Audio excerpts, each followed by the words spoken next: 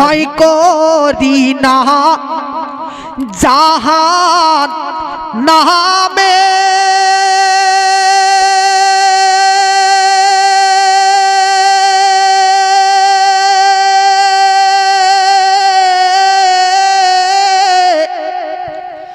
আগুন ডরাই মোর নবীর নামে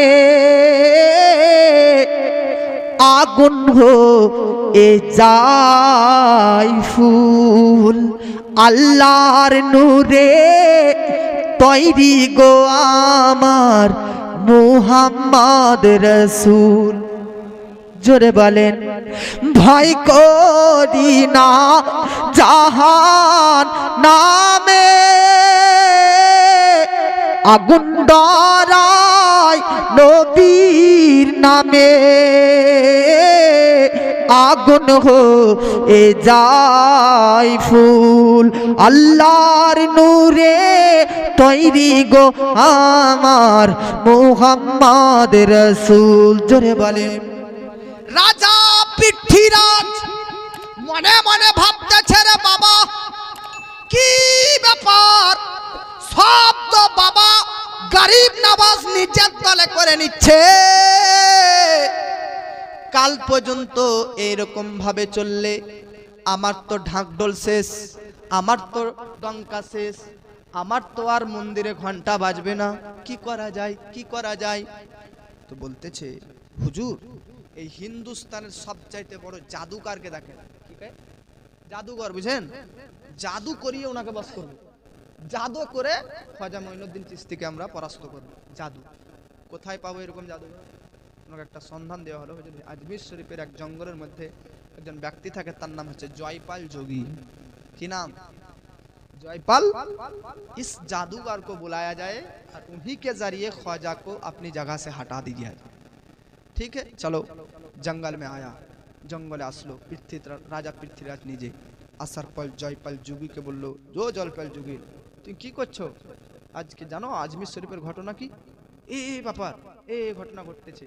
জয়পাল যুগকে বিশ্বাস দিয়ে দিল যে বাবা গরিব নামাজ এরকম অবস্থায় ইসলামের প্রচার ও প্রসার করতে হতে সবকে মুসলমান বানাতে লেগেছে, তুমি কিছু করো। জয়পাল যোগী রাজা পৃথ্বীরাজকে বলতেছে চিন্তা করিও না, আমি নিমিষের মধ্যে তাকে ধ্বংস ফিনিশ করে দেব, নিমিষের মধ্যে তাকে আজমির শরীফ ইন্ডিয়া ভারত থেকে তাড়িয়ে দেব।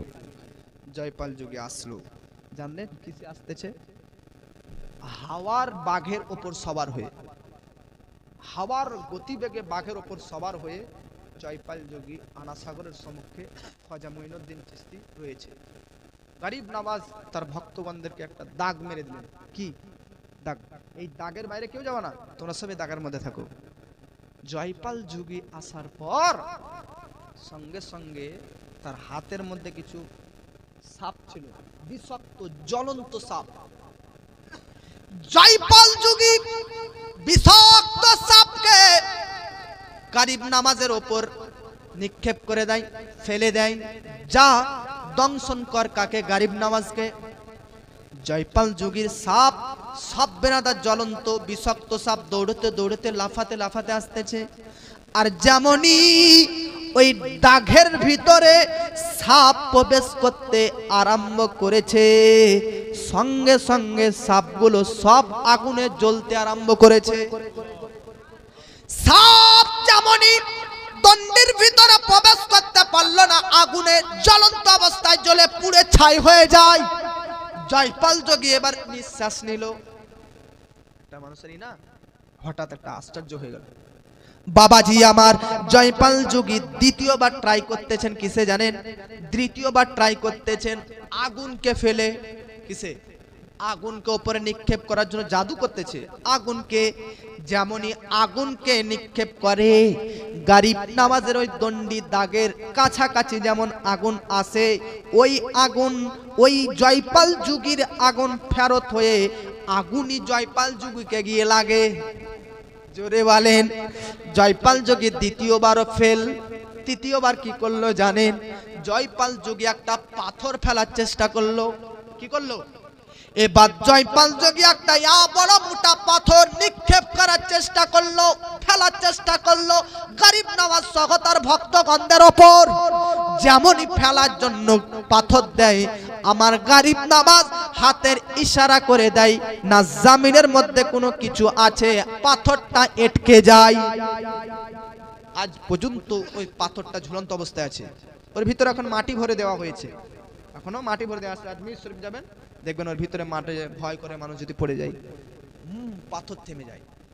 গরিব নওয়াজকে যখন পরাস্ত করতে পারলো না তৃতীয়বারেও, চতুর্থবারে জয়পাল যোগী নিজেই উড়ে উড়ে গরিব নওয়াজকে অ্যাটাক হামলা করলো, তবুও জিততে পারলো না, পরাস্ত করতে পারলো না। বাবাজি জয়পাল যোগী রাজা পৃথ্বীরাজকে বলতেছে, জানো জানো জানো, একে ধ্বংস করা যাবে না, একে বিনাশ করা যাবে না। তার চোখের এত পাওয়ার, চোখের মধ্যে এমন ক্ষমতা, যার চোখের এত দৃষ্টি শক্তির পাওয়ার, যে তার চোখের মাধ্যমে নিমিষেই সবকে আমার জাদুকে ধ্বংস করতে পারতেছে। আজকে রাজা পৃথ্বীরাজ, এবার দেখুন শুনুন, রাজা পৃথ্বীরাজ জয়পাল যোগীকে জিজ্ঞাসা করতেছে কি এমন সে করেছে চোখের দ্বারাতে, যার কারণে চোখের এত পাওয়ার হয়ে গেছে।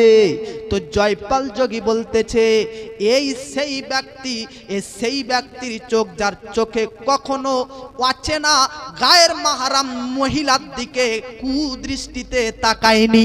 জোরে বলেন ও বাবা, ও ভাই, নওজওয়ান যুবক, রাস্তায় চলো তো আজকে মা বোনদের নিকটে খারাপ দৃষ্টিতে তাকাও, মেলাতে চলো কুদৃষ্টিতে আজকে মহিলার দিকে তাকাও, তাহলে কিভাবে তুমি আল্লাহ ওয়ালার সান্নিধ্য উপলব্ধি করবে, কিভাবে আল্লাহর তাকওয়া ভিতরে আসবে? না না না না, এই দৃষ্টি মহিলাদের কাছ থেকে সংযোগ রাখতে হবে। মহিলারাও সামন হয়েছে, মেকআপ করে যদি বেড়ায় তোর দিকে তো তাকাবে নাকি? এমন ভাবে মেকআপ করছে গো, কালো মেয়ে সাদা হয়ে যাচ্ছে, এমন এমন মেকআপ বেরিয়েছে। মা বোনরা আপনারাও সতর্ক হন, আপনারাও সাবধান হয়ে যান, আপনারাও অ্যালার্ট হয়ে যান। আপনারা যদি কাল পর্যন্ত মেকআপ করা বন্ধ করে দেন, পর্দার সহিত বোরখা পরিধান, হিজাব পরিধান করে বেড়ান, কোনো পুরুষ আপনার দিকে খারাপ দৃষ্টিতে তাকাবে না। কিছু মহিলারা পর্দা বোরখাটাকেও স্টাইল বানাই লিয়েছে, বোরখা পিনেও ড্যান্স, বোরখা পিনেও নাচ, বোরখা পিনেও গান, বোরখা পিনেও পার্কে বয়ফ্রেন্ডের সঙ্গে দেখা দেখি, বোরখা পিনেও এরকম কাজ, কুকর্ম, কুআচরণ, কুব্যবহার। মা, কোথায় বোরখার মর্যাদা রাখলেন? কোথায় পর্দার আপনারা মর্যাদা রাখলেন? না না না, বোরখার মর্যাদা রাখবেন, পর্দা করে চলবেন, অন্তরে এটা মনে রাখবেন, অন্তরে এটা গাঁথবেন যে কখনো কোনো পরপুরুষের দিকে দৃষ্টিপাত করব না, কখনো কোনো পরপুরুষকে আমার শরীরকে দেখার সুযোগ দিব না। একমাত্র যদি কেউ আমার শরীরে টাচ করে আমাকে দেখে, তো আমার স্বামী হবে সে। জোরে বলেন মারা, এই চিন্তা করে নিন। জালসা খাজা গরিব নামাজে শুনতে এসেছেন, গরিব নামাজের কনফারেন্সে এসেছেন, মা বোন আপনারা নিজেদের চেহারাকে রাখবেন ঢেকে। মা বোন দেওয়ার থেকে দূরে থাকবেন। কি থাকে? দেওয়ারকে ভয় ভয় ব্রাদার নে মিন্নাত ইসলামিয়া অর্ধেক স্বামী, গড়াগড়ি, চলাচলি, ফিরাফিরি, না না, দেওয়ার থেকে সাবধান। দেওয়ারকে মৌত বলা হয়েছে এজন্য। আর কিছু কিছু ছেলেরা কিছু মেয়েকে বিয়ে করেছে, তো আর বহিনকেও ভাবে যে ওটা আমার বউ নাকি? ওকে আমাদের আপনাদের ভাষাতে, এটা বাংলা ভাষাতে বলে না, শালি বলে, ওটাকেও বউ ভাবে। ওটার সঙ্গে আপনার খোরা জায়েজ আছে? নিষিদ্ধ আছে, না জায়েজ আছে। এরকম আমাদের পারিবারিক ক্ষেত্রে বহু হারাম কাজ, বহু অবৈধ কাজ, আমরা যেটাকে না জায়েজ মনে করি না জায়েজ মনে করি, হালাল মনে করি, বৈধ মনে করি, এগুলো কখনো করা যাবে? বউকে যদি আপনার কোনো জায়গাতে রেস্টুরেন্টে নিয়ে যাওয়ার খাওয়ার ইচ্ছাই আছে, শুধু বউকে নিয়ে যান। হ্যাঁ, যদি আপনার বউর বোন ছোট বাচ্চা থেকে, তাহলে শখ করে নিয়ে গেলেন। কিন্তু বউর বউ ওর মতো ওকেও নিয়ে যাচ্ছেন, ও ইন্টারেস্টিং হচ্ছে, ও আপনার কথাতে আজকে খুশি হচ্ছে, আনন্দিত হচ্ছে, এতে ফিতনা বেশি বাড়বে, এতে পাপের কাজে বেশি যাবে। শয়তান সর্বদা চায় যে পাপের কাজে আপনাকে লিপ্ত করাতে। এই জন্য পাপের কাজে, পাপের জায়গাতে পা বাড়াবেন না, শয়তান কখনো আপনাকে ধোঁকা দিতে পারবেন না। আব্বাজান, ভাইজান, মা বোনরা, দুটোকেই সমান অধিকার রয়েছে, দুটোরই সমান অধিকার রয়েছে চেঞ্জ হওয়ার। আপনাকেও চেঞ্জ হতে হবে, এনাকেও চেঞ্জ হতে হবে। আব্বাজান, ভাইজান, যুবক ছেলেরা, তোমরাও কখনো ভাববে না কখনো কোনো নারীর দিকে কুদৃষ্টিতে তাকাবো না। আপনারাও ভাববেন না যে তাকাবে কি করি, শরীরে ওই রকম পোশাকই পরবো না নাকি, মানে স্যুট জামা প্যান্ট পরে মেয়েরা চশমা চোখে লাগাই বেরাবে, তো ছেলেরা তো তাকাবেই। আল্লাহ পাক সকলকে এরকম কুকর্ম কু আচরণ থেকে হেফাজতে রাখুক, পড়ুন আমিন। বাবাজি আমার জয়পাল যুগী বলল জি ইনাকে পরাস্ত করা যাবে না, পরাজয় করা যাবে না, ইনার চোখে এইরকম ক্ষমা তো রয়েছে। জয়পাল যুগী গরিব নামাজের দরবারে এসে গরিব নামাজের হাতে হাত রেখে মুরিদ হয়ে যায়। জোরে বলেন, কিছু না করতে পেরে জয়পাল যোগীর হাতে মুরিদ হয়ে মুসলমান হয়ে যায়। এবং জানেন ওই জয়পাল যুগীর নাম গরিবে নওয়াজ মুসলমান হবার পর নাম রাখে আব্দুল্লাহ। এখন ওনাকে জানে আব্দুল্লাহ বায়াবানি, কি বলেন আব্দুল্লাহ বায়াবানি, ওনার নাম আব্দুল্লাহ বায়াবানি রাখলেন। জয়পাল যুগীর নাম আব্দুল্লাহ বায়াবানি। জয়পাল যুগী মুসলমান হবার পর বলে হুজুর আল্লাহকে পাবো কি করে, চিনবো কি করে, নামাজ কি করে পড়বো? বেরাদার, কিছু কিছু আলেম এই রকম পৃথিবীতে ছিলেন যিনারা নিগাহে বিলায়াতে আলিম হয়ে গেছেন, আর কিছু আলিম কিতাবপত্র পড়ে আলিম হয়েছেন। গরিব নওয়াজ নিগাহে বিলায়াত উলায়াতের দৃষ্টিতে তিনাকে ধরলেন, আর জয়পাল যুগের ভিতরেতে আল্লাহকে চিনার ক্ষমতা জ্ঞান ও বিজ্ঞান অন্তরে সেট করে দিলেন। জোরে বলেন বাবাজি, জয়পাল যুগী এমন একজন আল্লাহর ওয়ালা হয়ে গেছিলেন, এমন একজন আল্লাহ ওয়ালা হয়ে গেছিলেন। কিতাবের মধ্যে লিপিবদ্ধ রয়েছে, কিতাবের নাম তারিখে আউলিয়া। কতদূর বেরাদানে মিল্লাতে ইসলামিয়া সত্য এটা আমি জানি না, কিন্তু কিতাবের মধ্যে এটা লিপিবদ্ধ রয়েছে। হুজুর বসে স্টেজে রয়েছে, এমনও হতে পারে দেখুন ওই জয়পাল যুগী মুসলমান হবার পরে খাজা গরিব নওয়াজকে বলেছিলেন, ওগো হুজুর, হুজুর কিয়ামত পর্যন্ত আমাকে হায়াতে থাকার পারমিশন দেওয়া হোক। জোরে বলেন, কিয়ামত পর্যন্ত যেন আমি পৃথিবীতে বাঁচতে পারি বা হায়াত থাকতে পারি, এই সুযোগ আল্লাহর কাছ থেকে করিয়ে দিন। গরিব নওয়াজের দোয়া কবুল হয়ে যায়, কারণ উনি আজ পর্যন্ত জীবিত রয়েছেন। এটা লিপিবদ্ধ রয়েছে, যিনারা ভটকে যায়, আজমির শরীফ যাওয়ার পর রাস্তা ভুলে যায়, আব্দুল্লাহ জয়পাল যুগী তিনি রাস্তা পথ দেখিয়ে দেয়।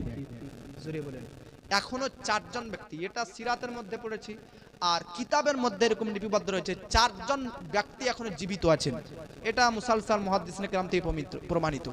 হযরত ঈসা আলাইহিস সালাম এখনো মউতের স্বাদ গ্রহণ করেছে? করেননি, উনি জীবিত অবস্থায় আসমানে উঠে গেছে। ইদ্রিস আলাইহিস সালাম উনি এখনো জীবিত রয়েছেন, জীবিত অবস্থায় আসমানে গিয়েছেন। খিজির আলাইহিস সালাম, ইনিকে কেউ বলে পয়গম্বর, কেউ বলে ওলি, ইনিও এখনো জীবিত রয়েছেন। হযরতে ইলিয়াস আলাইহিস সালাম ইনিও নবী, ইনিও জীবিত রয়েছেন। এই চারজন পয়গম্বর, চারজন নবী এখনো ইন্তেকালের স্বাদ গ্রহণ করেন নি, তবে কিয়ামতের পূর্বে মুহূর্তে ইনশাআল্লাহ সবাই ইন্তেকালের স্বাদ গ্রহণ করবে। আল্লাহ কিছু কিছু ব্যক্তিকে এরকম ওয়াফাত দেয়, কিছু কিছু ব্যক্তিকে পাবার দেয়। রাজা পৃথ্বীরাজ দেখলেন জয়পাল যুগীও মুসলমান হয়ে গেল, একা আটকাবো কি করে, পরাস্ত করব কি করে, পরাজয় করব কি করে? একটা ফন্দি বাঁধলো গরিব নওয়াজকে শেষ করার। কি জানেন, প্রত্যেকটা ছেলে কাবু হয়ে যায় মেয়ের কাছে। কারোর কাছে? কারণ বাদশা মনে মনে চিন্তা করতেছেন, মেয়ে হলো আগুন আর ছেলে হলো মোমবাতি। আগুনের কাছে মোমবাতি গলে যায় নাকি? তাই একে আমরা জাদু দিয়ে আর ডাইরেক্ট অ্যাটাক করে পারলাম না, মেয়েকে পাঠিয়ে কিন্তু একে আমরা শেষ করব, ফিতনা করাবো, ফিতনাতে লিপ্ত করে দেবো। তাদের ধারণা, ওরা ভাবতেছে গরিব নওয়াজের মতন, তারা নিজেরা ভাবতেছে যে আমাদের মতন বোধহয় গরিব নওয়াজ। গরিব নওয়াজ এরকম, গরিব নওয়াজকে মেয়ের দ্বারাতে অ্যাটাক করতে চাইলো। রূপবতী সুন্দরী আজমির শরীফের ৫-৬টি নারীকে ধরে আনার পর বলল, আজকে রাত্রিতে তার দরবারে যাও, দরবারে যাবার পর তাকে ভটকানোর চেষ্টা করো, পথভ্রষ্ট করার চেষ্টা করো, তাকে তোমাদের শরীরে আকৃষ্ট করো, আকর্ষণ করো। যাও, আজমির শরীফের যত সবচাইতে সুন্দরী ৫-১০ জন নারীকে গরিব নওয়াজের বাড়িতে, গরিব নওয়াজের চৌকাটের সামনে নাচ করে, ডান্স করে। গরিব নওয়াজ পুরো সকাল থেকে সন্ধ্যা থেকে সকাল ডান্স করতে করতে নারীরা ক্লান্ত হয়ে যায়। গরিব নওয়াজ মাথা নিচু করে আছে, তো তুলে দেখে নিজেকে নাচতেছে। ये होच्छे गरीब नमाज। आप क्या है? गरीब नमाज का भक्त है? আপনি গরিব নামাজের মান্যকারী? গরিব নামাজের চোখের সামনে আজমির শরীফের সবচাইতে রূপবতী, নামি দামি, ইন্টারন্যাশনাল সুন্দরী মেয়েরা ডান্স করতেছে আর চেহারা দেখাচ্ছে, শরীর দেখাচ্ছে, দেহ বিলীন করে দিচ্ছে, তবু গরিব নামাজের দৃষ্টি নিজের নিচের দিকেই রয়েছে, অন্তরের দিকে রয়েছে, নিচু হয়ে আছে। একবার তুলে দেখলেন না? ও যুবক, কি ভাবতেছেন আপনি জিনা করবেন, ব্যভিচারে লিপ্ত হবেন, আপনি নারীদেরকে পেরাদার তছনছ করবেন, জীবন নষ্ট করবেন, আর আপনি গরিব নামাজ কনফারেন্সে এসে গরিব নামাজের জীবনী শুনবেন? না, গরিব নামাজের জীবনী শোনার উদ্দেশ্য হচ্ছে এটাই, ওনার আদর্শকে ফলো করা, ওনার ক্যারেক্টারকে ফলো করা, ওনার চরিত্রকে দেখা। তাই ওনার চরিত্র হচ্ছে এটাই। কখনো সাবঈ সানাবিল শরীফের মধ্যে লিপিবদ্ধ রয়েছে গরিব নামাজ বেশিরভাগ চোখ বন্ধ করে রাখতেন, চোখ বন্ধ করে রাখতেন, চোখ যখন খুলতেন তখন কেউ কাউকে না কাউকে ওলি বানিয়ে দিতেন। জোরে বলেন, यो गरीब नमाज प्राय चोख बंद करे रखते, अगर नजर उठा लिया तो नजर में किसी को विलायत मिल जाती थी। जरे बोले, ये है गरीब नमाज। बाबाजी राजा पृथ्वीराजेर प्लानिंग किन्तु काज करलो ना, काम करलो ना, 5-10टी मेये किन्तु काज करलो ना। एबार बेरादार गरीब नमाज के बेरादार फिनिश करते पारलो ना, ताके पथभ्रष्ट करते पारलो ना, रूपवती नारीराও शेष करते पारलो ना। ओ नारीरा राजा पृथ्वीराजेर दरबारे आबार बैक चले आसे, फेरत चले आसे, फेरत चले आसलेन। कि आसलेन? শেষ করতে পারলো, ফিতনাতে ফেলতে পারলো গরিব নামাজকে? মেয়েরা পারলো? আপনি যদি মনে মনে চান যে আমি কোনো মেয়ের দিকে তাকাবো না কুদৃষ্টিতে, তাহলে আপনি পারবেন ভাই। আপনি গরিব নামাজের সৈনিক, গরিব নামাজের ভক্ত, আপনার দাঁড়াতে হবে। রাজা পৃথ্বীরাজ আজমির শরীফের সবচেয়ে বড় রূপবতীদের দ্বারাতে গরিব নামাজকে বেরাদার পথভ্রষ্ট করতে চাইলো, পারলো না। এ পারলো? বলেন না, হ্যাঁ না? পারলো না। রাজা পৃথ্বীরাজ কত বড় হারামখোর দেখুন। সে মনে মনে চিন্তা করলো, অন্যান্য নারীরা পারলো না তো কি হয়েছে, হিন্দুস্তানের মধ্যে ওই সময়ে আল্লামা আরশাদুল কাদরির জামানে যেটা উচ্চারণ হয়েছে যে রাজা পৃথ্বীরাজের একটা মেয়ে ছিল বিশ্বের সুন্দরী নারী, সবচেয়ে সুন্দরী গোটা হিন্দুস্তানের জমিনে। আল্লামা আরশাদুল কাদরি উনি বাজামানে করেছেন, হিন্দিতে উর্দুতে কিছু তারিফ করেছেন যে উনার ঠোঁট ছিল গোলাপ ফুলের মতো, ভুরু ছিল ধনুকের মতো, একদম গোলাপ ফুলের মতন চেহারা, সুন্দর নারী। পৃথ্বীরাজ বলতেছে, মা, মেয়েকে, নিজের মেয়েকে তুমি একবার ট্রাই করো। নাউজুবিল্লাহ। গরিব নামাজকে চক্রান্ত ফেলো, তুমি একবার ফিতনাতে ফেলো, তুমি একবার নষ্ট করার চেষ্টা করো। যাও মা, আজকে রাত্রিতে তুমি যাও। জোরে বলে আব্বাজি মুআজ্জাজ গরিব নামাজকে এবার দেখেন বেরাদার রাজা পৃথ্বীরাজের মেয়ে, রাজা পৃথ্বীরাজের মেয়ে ধ্বংস করার জন্য, ফিতনাতে ফেলার জন্য, আকর্ষণ করার জন্য, আজকে তাকে বেরাদার তার ঈমানকে নষ্ট করার জন্য, ঈমানকে ধ্বংস করার জন্য রাজা পৃথ্বীরাজের নিজস্ব মেয়ে বেটি খোজা গরিব নামাজের কাছে আসে। রাতভর ঝুনুক পরিধান করে নাচতে থাকে, ডান্স করতে থাকে, আর নিজের রূপের বাহার দেখাতে থাকে, রূপবতী গুণ দেখাতে থাকে, নিজের রূপচর্চা করতে থাকে। কিয়ামতের সকাল পর্যন্ত গরিব নামাজ যদি তার সম্মুখে এরকম ভাবে ডান্স করা হয় তো কখনো গরিব নামাজকে আকর্ষণ করতে পারবে না। পারবে? এমনটাই হলো রাজা পৃথ্বীরাজের সুন্দরী মহামতি নারী বেরাদার গরিব নামাজকে ফিতনায় ফেলতে পারলো না, নষ্ট করতে পারলো না, ঈমান ধ্বংস করতে পারলো না। রেগে গিয়ে পৃথ্বীরাজের মেয়ে একটা সময় রেগে গিয়ে বলতেছে, এ গরিব নামাজ, मेरी खूबसूरती का तौहीन मत करना, एक बार नजर उठा के देख ले, আমার খুব সৌন্দর্য তুমি অপমান করো না, অবহেলা করো না, একবার দেখো। গরিব নামাজ বলতেছে, বেটি, তোমার দিকে তাকানো ইসলামে আমাকে পারমিশন দেয়নি। বেটি বলতেছে কে আপনি? বাপ তো আপনার ব্যাপারে বহু খারাপ কথা শুনেছি, আর আপনার মুখে এত সুন্দর ভাষা বেটি মেয়ে, আপনাকে তো আমি চিনতে পারিনি। বেটি শব্দ শুনে আমি খুশি হয়ে গেলাম। আপনার ব্যাপারে কত খারাপ শুনেছি, আপনি এত সুন্দর ভাষা প্রয়োগ করতে পারেন। গারিব নামাজ বলতেছে এটা ইসলামের ভাষা, ইসলামের শব্দ, ইসলামের আইন, ইসলামের ডিসিপ্লিন। মেয়ে বলতেছে আমাকেও ওই ইসলামের মধ্যে অংশগ্রহণ করিয়ে নেন না। জোরে বলেন, যে ইসলামে মেয়েদেরকে পৃথিবীর প্রত্যেকটা পরপুরুষরা বেটি বলে ডাক দেয়, বোন বলে ডাক দেয়, মা বলে ডাক দেয়, সে ইসলামে আমিও যেতে চাই। রাজা পৃথ্বীরাজের মেয়ে খাজা গরিব নামাজের ইমানকে ধ্বংস করতে এসে নিজেই গরিব নামাজের কাছে গ্রেফতার হয়ে মুসলিমা হয়ে যায়। ও ভাই সকল বিন্দু, নারী হচ্ছে আপনার ইমানকে ধ্বংস করার কারণ, নারী হচ্ছে আপনাকে ইমানকে ধ্বংস করার কারণ। গরিব নামাজের দরবারে এক এক করে মুসলমান হতে আরম্ভ করেছে। দুনিয়ার মধ্যে কোন ধর্মগ্রন্থতে লেখা নাই যে এটা আমার দেশ, কিন্তু একমাত্র কোরআনের মধ্যে লিপিবদ্ধ রয়েছে যে এটা আমার দেশ। জোরে বলেন, দলিল নেবেন, পয়েন্ট নেবেন, উক্তি নেবেন।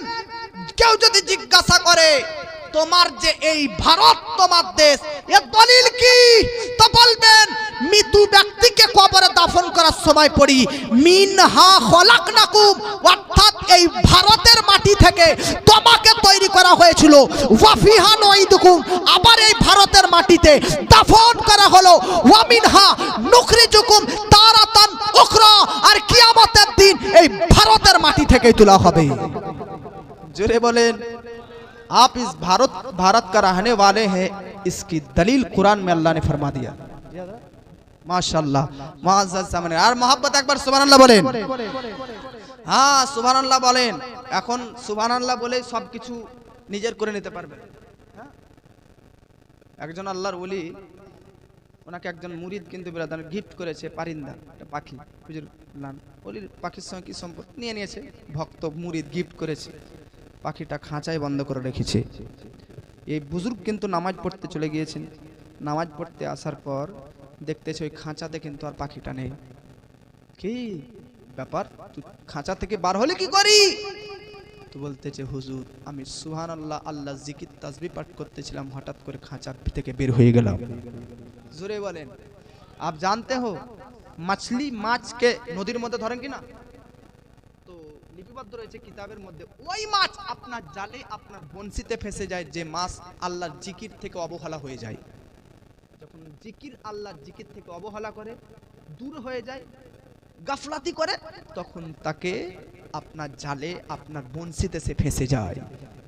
हमेशा अल्लाह का जिक्र करते रहना, हमेशा अल्लाह का याद करते रहना, कभी भी तुमको ये सब मक्कार लोग फंसा नहीं सकता है। इंशाअल्लाह बोलून। এজন্য এই মক্কার ফরেব জালিমদের হাত থেকে বাঁচানোর জন্য আল্লাহর জিকির যথেষ্ট। জোরে বলেন। ঘোষণা করতেছি আজমির শরীফের মধ্যে গরিব নামাজ বসবাস করতেছেন। হঠাৎ করে 9 জন অমুসলিম, 9 জন বেরাদার বেধর্মী ব্যক্তি গরিব নামাজের কাছে ইসলামের আজকে সার্চ করার জন্য, কি ইসলাম, কি ইসলাম, ইসলাম ইসলাম শুনতেছি, চল দেখি। 9 জন অমুসলিম, 9 জন বেধর্মী বেরাদার গরিব নামাজের কাছে আসে। আসার পর দেখতেছে গরিব নামাজ ওই দূরে বক্তব্য রাখতেছেন, আর এই 9 জন ব্যক্তি এইখানে বসে বসে শুনতেছেন। গরিব নামাজ ওই দূর থেকে এই 9 জন ব্যক্তিদেরকে দেখে বুঝতে পেরে নিয়েছে এরা ইসলাম শিখতে আসেনি, ইসলামকে মজা করতে এসেছে, ঠাট্টা তামাশা করতে এসেছে। গরিব নওয়াজ আমার বেরাদার 9 জন মুসলিমকে ডাক দেয়, ও 9 জন মুসলিম ভাই তোমরা সবাই, অমুসলিম ভাই তোমরা সবাই শুনো। এ 9 জন অমুসলিম ব্যক্তি সবাই চলে যায়। যাবার পর বলতেছে হুজুর, হুজুর আমাদেরকে ক্ষমা করবেন। 9 জন অমুসলিম বুঝে নিয়েছে তাদের মনের অন্তরের খবরটা কি, অন্তরের সংবাদটা কি। গরিব নওয়াজ দূর থেকে বুঝে নিয়েছে, দূর থেকে বুঝে গেছে। গরিব নওয়াজকে বেরাদার ক্ষমা চাইছে, হুজুর ক্ষমা করে দেন, আমরা চলে যাব। গরিব নওয়াজ বলতেছে তোমরা কি করো? বলতেছে আমরা অগ্নি পূজা করি, আগুনের পূজা করি। গরিব নওয়াজ বলতেছে কেন আগুনের পূজা করো?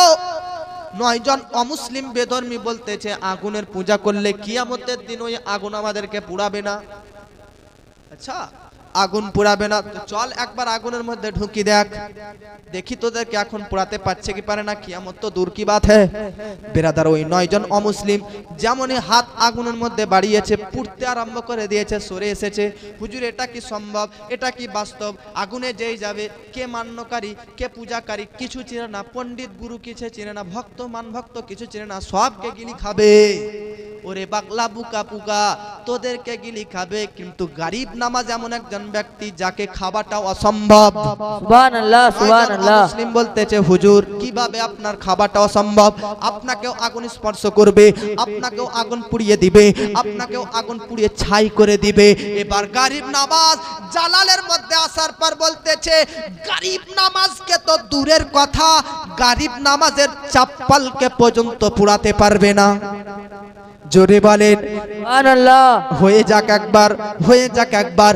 গরিব নামাজ নিজের চপ্পলটা যেন বেরাদার আগুনের মধ্যে ফেলে দেয়। যেই জায়গাতে গরিব নামাজের চপ্পল জুতোটা পরে, সেই জায়গাটা ফুল বাগিচায় পরিণত হয়ে যায়। সুবহানাল্লাহ সুবহানাল্লাহ। ব্যক্তি বেরাদার এই কারামাত দেখার পর মুসলমান ধর্ম গ্রহণ করে দিয়েছে।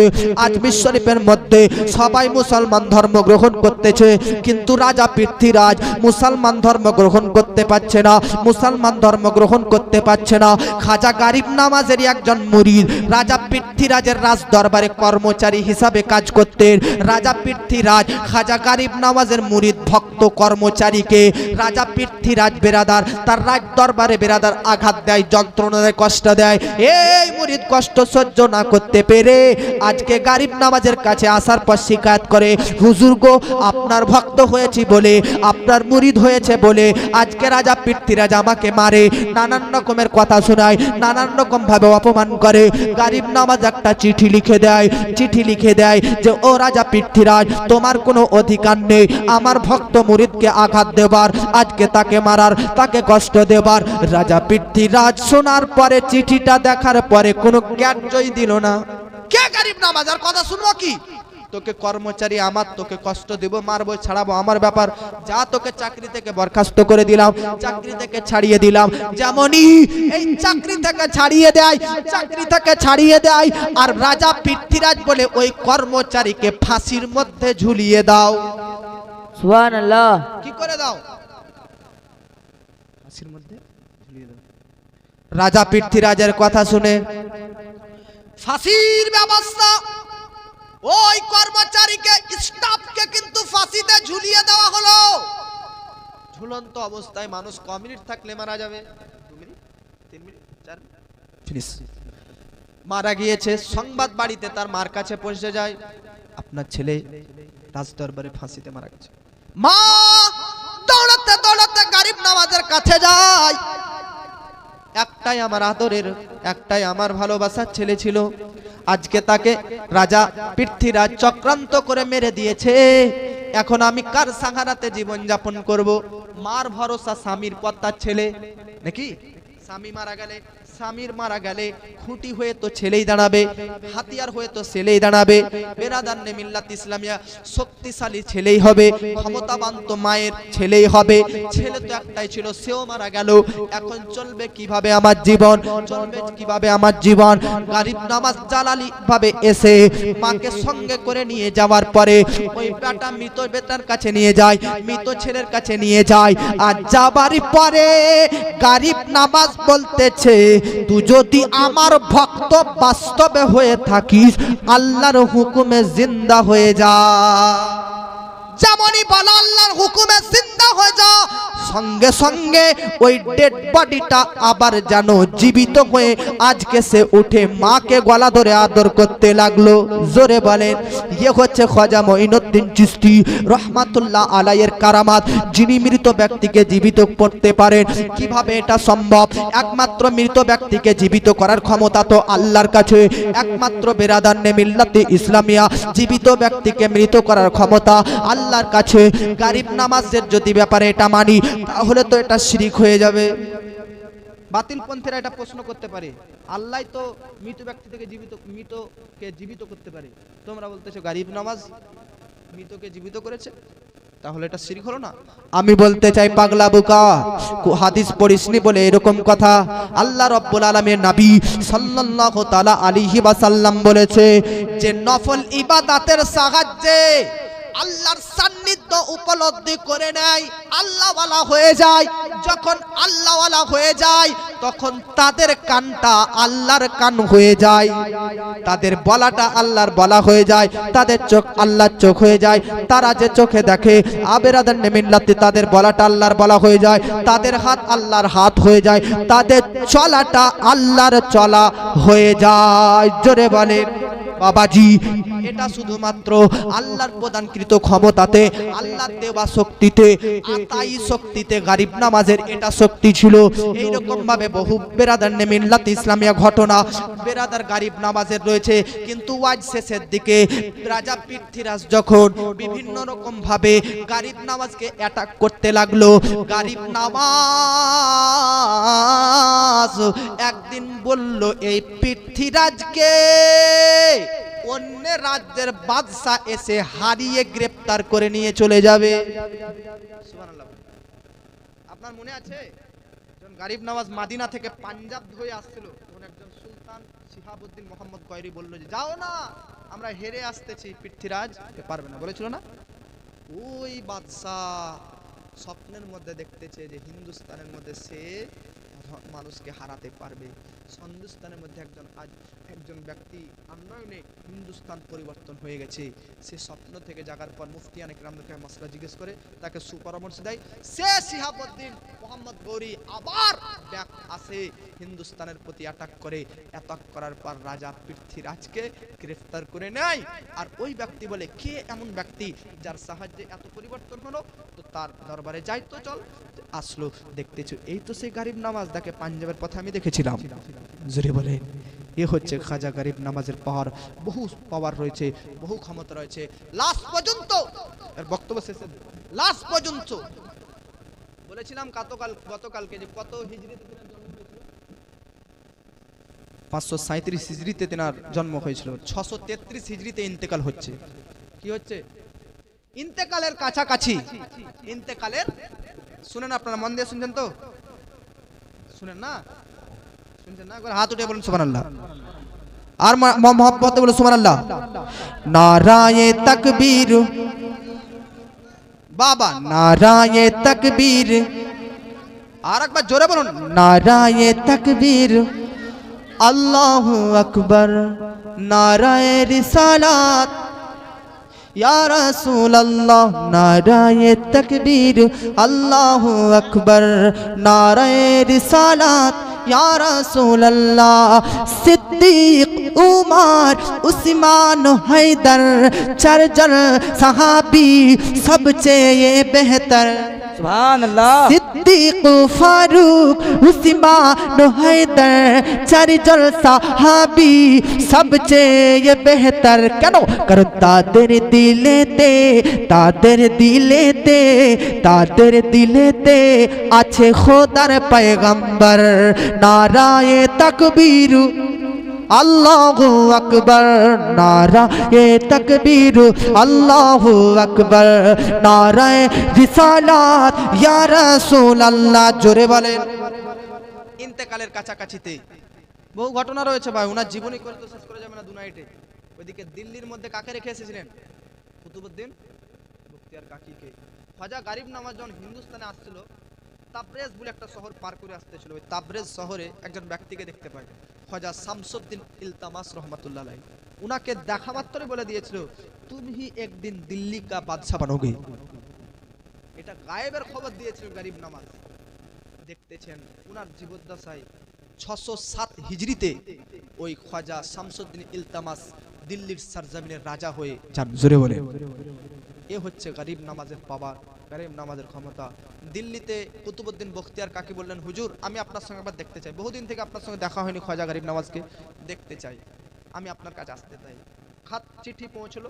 খাজা মঈনুদ্দিন চিশতি বলল যে আমি আসতেছি, তুমি থাকো, আমি দিল্লি যাচ্ছি। দিল্লিতে আসলেন। আসার পর খাজা কুতুবউদ্দিন বখতিয়ার কাকির মুরিদ বাবা ফরিদউদ্দিন গঞ্জেশ সাকারকে, বাবা ফরিদউদ্দিন গঞ্জেশ সাকারকে দেখে খুশি হলেন। খাজা গরিব নওয়াজ কুতুবউদ্দিন বখতিয়ার কাকির মুরিদ, ওটা ফরিদউদ্দিন গঞ্জের সাকারকে নিয়েও হাত তুলে বললেন এটা আমার মুরিদের মুরিদ, আল্লাহ তুমি ওকে কবুল করো। কবুল করলেন। দিল্লির সরজমিন থেকে আবার ইসলামের দাওয়াতে আজমির শরীফ আসলেন। আজমির এবার তিনার শেষ জীবন, ইন্তেকালের শেষ মুহূর্ত চলতেছে।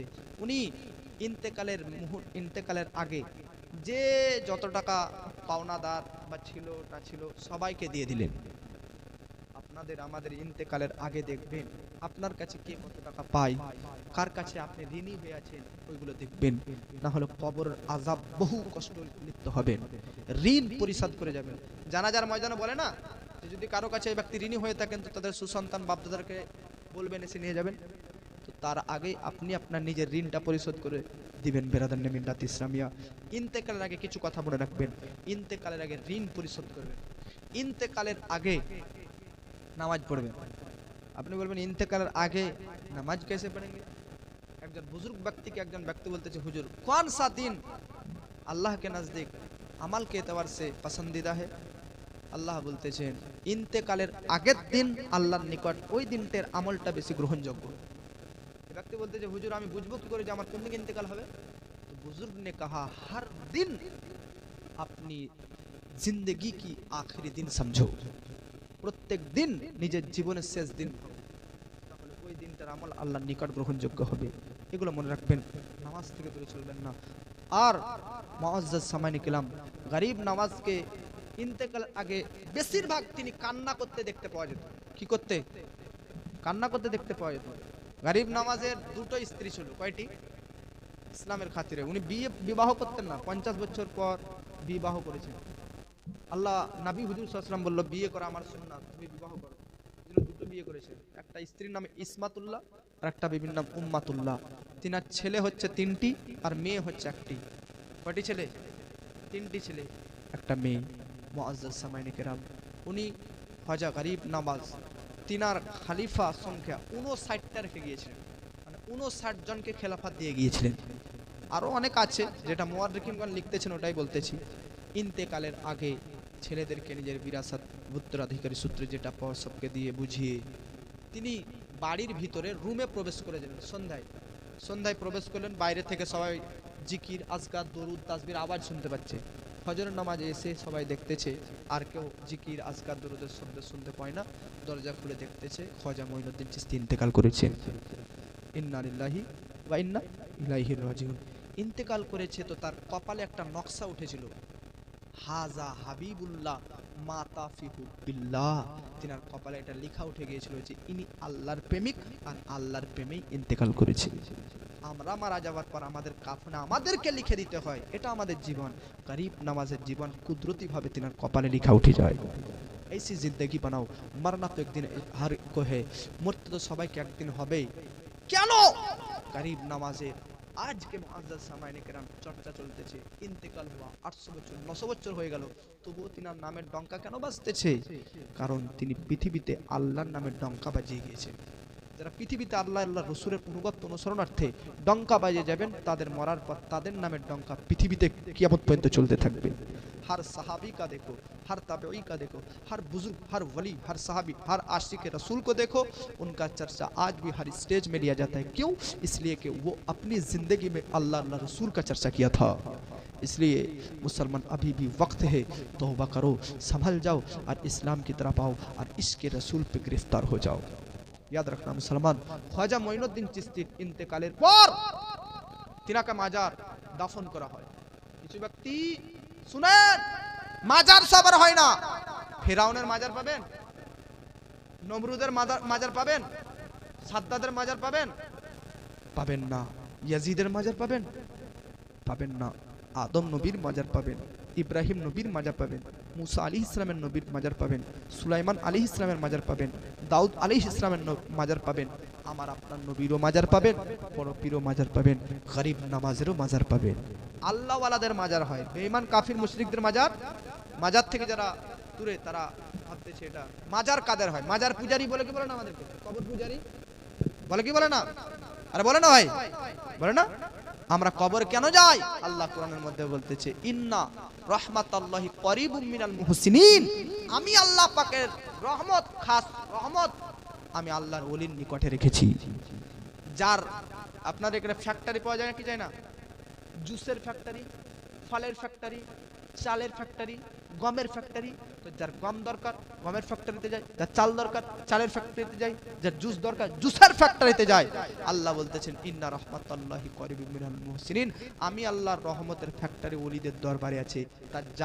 তাই যাদের রহমতের দরকার তারা আল্লাহর ওলির দরবারে যাবে। কোরআনের মধ্যে হযরতে মারিয়াম আলাইহিস সালামের ব্যাপারে অনেক ঘটনা রয়েছে, ওগুলো থেকে শিক্ষা নেবেন।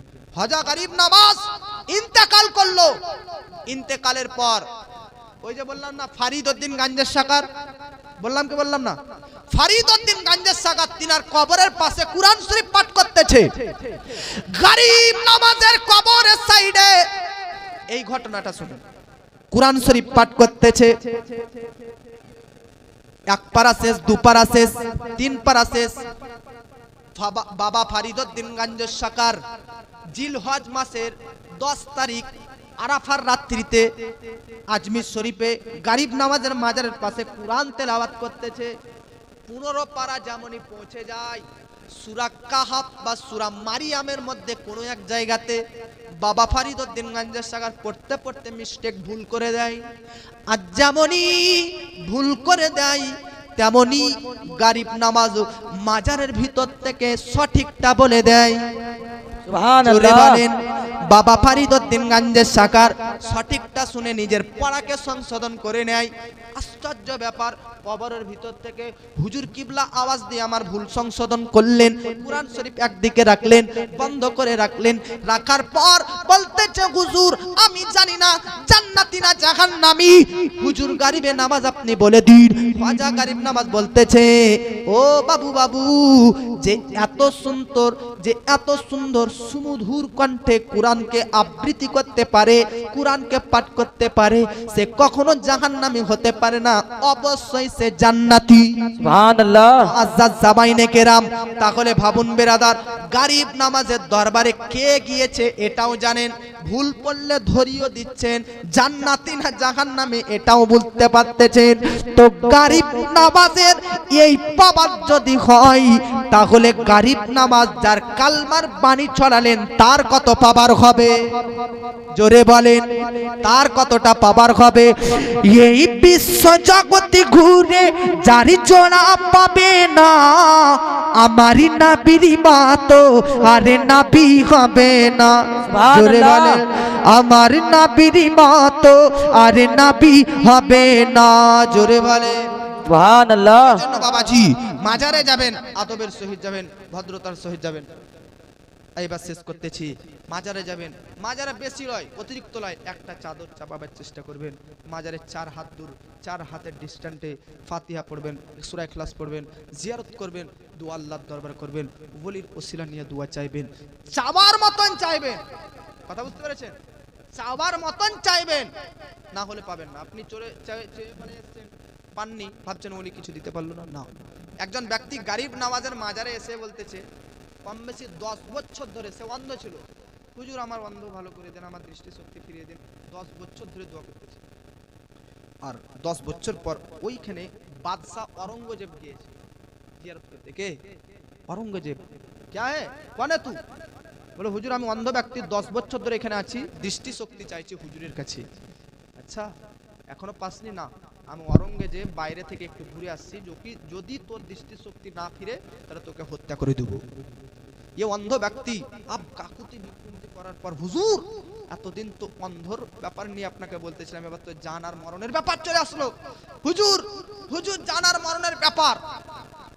औरंगजेब ঘুরে আসার পর দেখতেছে ওর দৃষ্টিশক্তি ফিরে পেয়ে নিয়েছে। ব্যাপার কি রে ভাই, 10 বছর ধরে দোয়া করলি পেলি না, আজ কি এমন দোয়া করলি? কাল পর্যন্ত 10 বছর যে দোয়া করেছিল এটা দোয়া করার মতন করিসনি, কোনো সাহারা নাই, কোনো দোয়াতে মন নেই, ধ্যান নেই, দৃষ্টিপাত নেই। চাইছে কেউ দোয়া করতেছে আঙুল ফুটাচ্ছে, কেউ আঙুল দিকে এরকম করতেছে। দোয়া চাওয়ার মতন চাইতে হবে, প্রার্থনার মতন প্রার্থনা করতে হবে, ধ্যান দিয়ে চাইতে হবে, তাহলে উদউনি আস্তাজিব লাকুমের মর্মতা বুঝতে পারবেন। আল্লাহ পাক সকলকে বুঝার, শোনার, ভালোভাবে চলার তৌফিক দান করুক। সকলে মিলে বলুন আল্লাহুম্মা আমিন।